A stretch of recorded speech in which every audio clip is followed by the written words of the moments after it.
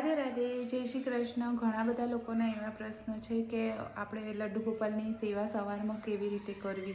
તો સૌથી પહેલાં તો તમારે સવારમાં વહેલા ઉઠવાનું, ઉઠ્યા પછી પોતાની હથેળીના દર્શન કરવાના, કેમ કે આપણી હથેળીમાં પણ ભગવાન કૃષ્ણ અને ઘણા બધા દેવી દેવતાઓનો વાસ હોય છે। તો સૌથી પહેલાં આપણા હથેળીના દર્શન કરવાના, પછી ધરતી માતાને પગે લાગવાનું અને પછી પગે લાગ્યા પછી છે ને જે આપણે નિત્ય જે કરતા હોય પોટી વગેરે કરવું, શરીરની શુદ્ધિ પણ જરૂરી છે એટલે એ પણ કરવું જરૂરી છે। એ કર્યા પછી બ્રશ કરી નાહી ધોઈ ફ્રેશ થઈ અને માથું ધોવું અવશ્ય જરૂરી છે। તો વાળ ધોઈને પછી તમારે છે ને જવાનું લડ્ડુ ગોપાલને ઉઠાડવાના, ઉઠાડીને પછી એમને છે ને આચમન કરાવવાનું, આચમન કરાવી પાણી પીવડાવીને પછી તમારે છે ને માખણ મિશ્રીનો ભોગ લગાવવાનો એમને પહેલાં, અને પછી ભોગ લગાવ્યા પછી એમને છે ને પહેલાં ભોગ જ લગાવવાનું, કેમ કે આખી રાતના સૂતા હોય ને એટલે એમને તો ઘડી ઘડી ભૂખ લાગે જ છે, એટલે તમારે પહેલાં એમને ભોગ લગાવી જ દેવાનો માખણ મિશ્રીનો।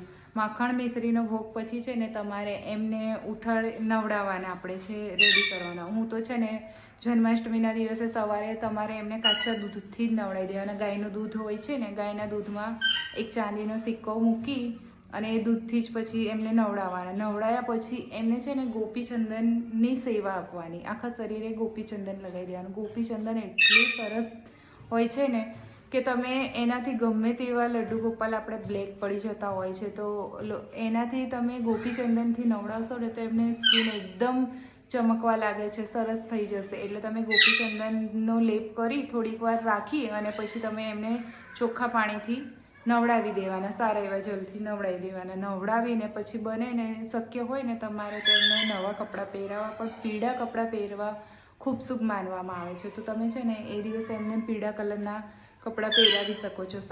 સવારમાં પીળા કપડાં પહેરાવા, માખણ મિશ્રીનો ભોગ લગાવો અને બને પછી પૂજા અર્ચના કરવી। એ દિવસે એક અખંડ જ્યોત બી કરવી જરૂરી છે સવારમાં, તો સવારમાં તમે અખંડ જ્યોત પણ કરી દેજો જન્માષ્ટમીના દિવસે, અને પછી પૂજા વગેરે બધું કરી અને પછી બને એટલા તમે ગમે તે ભોગ લગાવી શકો છો એમને, એટલે તમે તમારાથી થાય એટલું શક્ય બધું જ કરી શકો છો।